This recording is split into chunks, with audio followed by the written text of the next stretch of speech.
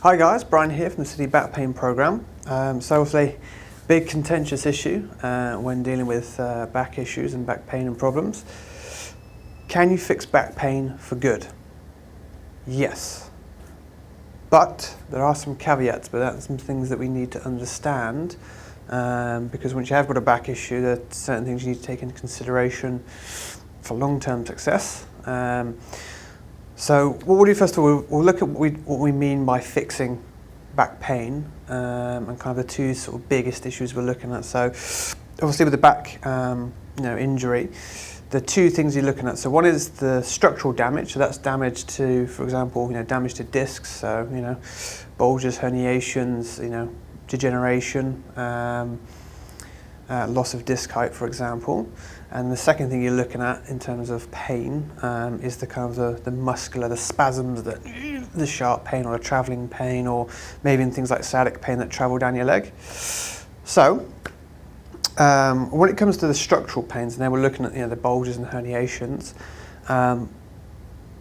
your disc bulges and herniations can, in actual fact, gristle, harden, and the body will sort of nibble away at them, provided you take away the movements that have caused those bulges and those herniations.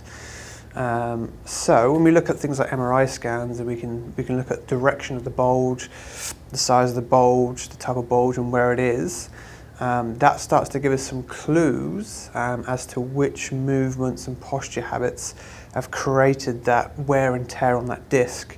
Because the way I look at it, if you've got 1, 2, maybe 3 discs that are damaged, there's reasons why only those discs are damaged, but the other ones are fine.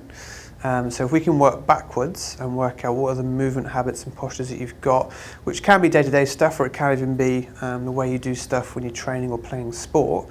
If we can identify them, remove them, or at least modify them, and then replace them with movement strategies that spare the back, you'll find that those disc bulges and herniations, they will start to sort of settle down, gristle, heal up, and the body will nibble away at them, which is how you're kind of, if you've got sciatic pain because of a disc bulge, for example, if you give the body a chance to kind of clear that bulge out, that will stop you giving that sciatic pain.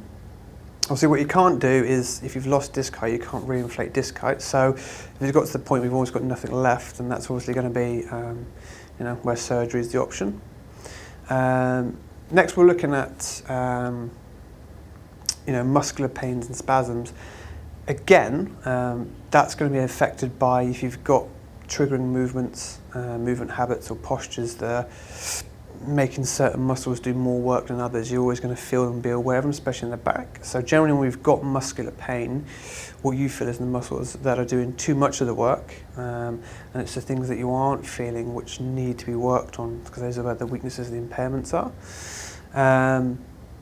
So one of the big things in terms of sort of muscular pain long term is that once you've removed the habits, the movement habits that are aggravating the back and sensitizing it to pain, you then normally find that there's going to be impairments and issues with the core structure. So when I talk about core, I'm talking about basically from your hips up to your shoulders, and how well your body can stabilize your torso and protect your back from kind of overuse and further injury.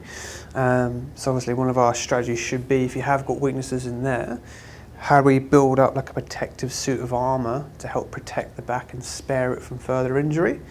So that's me do the core work. So I'm a big fan of things like McGill style Sauer bridges, maybe McGill curls and bird dogs, which are McGill's big 3 to create some stiffness, but also things like dead bugs as well.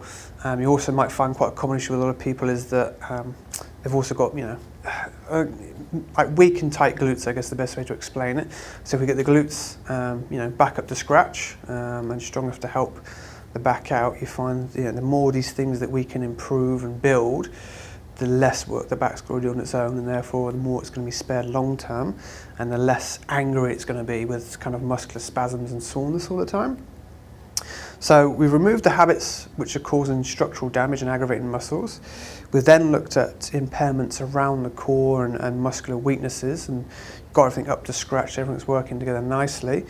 Then what you'll find is that we need to kind of work out from the body because you'll have impairments and imbalances quite often between left and right, for example, left and right legs. So normally you'll find people that have got back issues, one of the common things I see with them, and one of the first things I sort of notice when I'm talking to them when they stand, is that they tend to put weight more on one leg than the other. And you normally find that the leg that they're putting weight on is the strong, stable one, and the leg that they're taking weight off of is normally the one that's got some sort of hip issue or knee issue or some other stability problem along with it. So if we can fix those imbalances between left and right, that's going to take away that need for your body to be on kind of a wonky foundation. Your back's going to be slightly off straight away. So if we can get your body happy to use both sides of your body, as equally as it can, that gives you a stable base for your back to work on, and it isn't always trying to hold you sort of, slightly off kilter all the time. So there's going to be less work for it. You also find that when you get back into sport and training, if you've got muscular impairments going on and you don't address them, when you go back to your sport, your training, could be in the gym for example, you're going to keep re-ingraining it, and that's going to in itself keep the back sensitive. So if we get those out, get those stronger, it's going to make the back a lot more robust for being able to play sport or being able to lift heavy in the gym.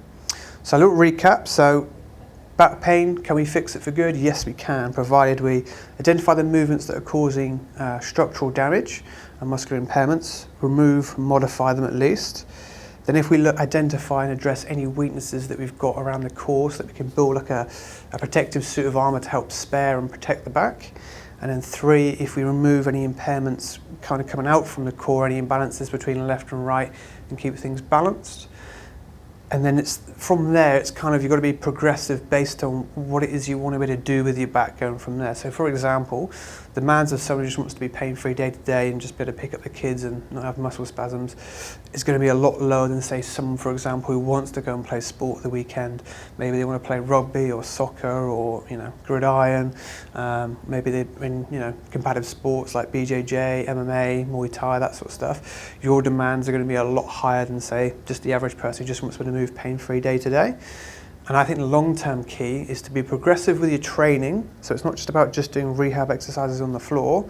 It's about building on top of that and pushing it to the next level as you go and getting things to all want to work together.